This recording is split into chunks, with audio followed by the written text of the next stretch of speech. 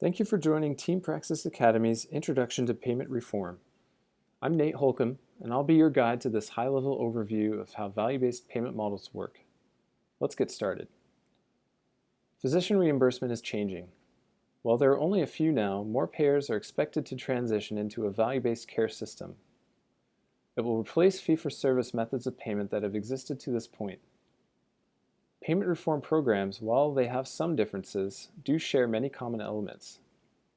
These similarities include per-member per-month payments, patient engagement incentives, performance or quality measures, and cost of care savings bonuses. As you begin to evolve your practice workflows to meet this new model, it will make sense to target those common elements that apply to multiple payer programs. As more payers adopt payment reform, you'll be that much more ready for the future. Let's briefly look at each one. The first similarity is that the majority of payments will come from a baseline per-member per-month payment. It's a monthly or quarterly lump sum payment for each patient who is attributed to you as their PCP. This means instead of payment for each claim you submit, you're paid regardless of how many patients you may have actually seen in that time frame. Let's say you have 1,000 patients attributed to you, at an average PMPM of $18. Your monthly payment will be around $18,000. The PMPM usually varies by insurance plan type and by patient risk score. For example, you're paid less per month for an uncomplicated patient who requires less time and effort. On the other hand, a more complex patient earns a higher PMPM payment to compensate for a greater strain on care resources. This is why it's important to know your patient mix, meaning how many patients are high versus low risk. This knowledge informs your scheduling strategy and also outlines what kind of income you can plan on having in the coming months. Another similarity is that most value-based care systems rely on patient evaluation of the visit experience and patient engagement, meaning you want to make yourself available to your patients for contact and care and provide a terrific visit experience.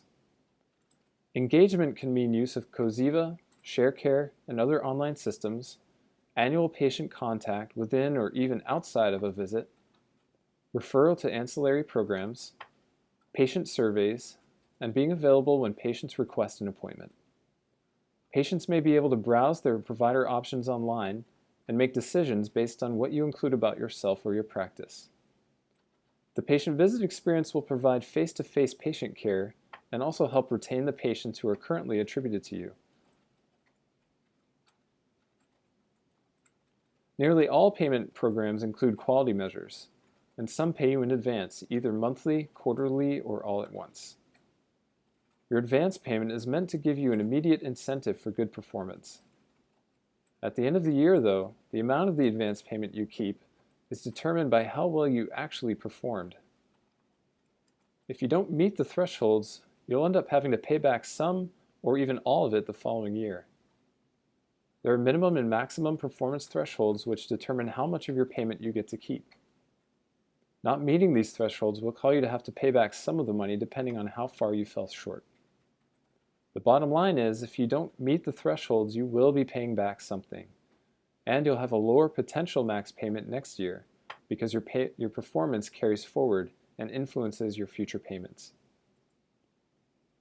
Lastly, some value-based care programs feature cost savings bonuses, which are paid to physician organizations who then pass it on to you. When payment reform works as it should, the cost of care goes down. Payers will pass on some of these savings to your PO. Your PO should have plans in place for how to distribute this money to you. In closing, let's review a few final points.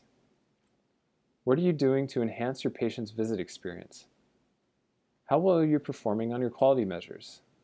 Will you be allowed to keep 100% or pay something back? Are all of the patients on your schedule actually attributed to you? How much PMPM money are you missing out on?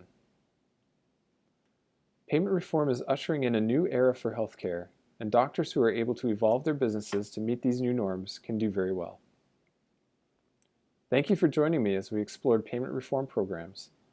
In our next lesson, we'll explore what you need to do now to achieve payment reform program objectives.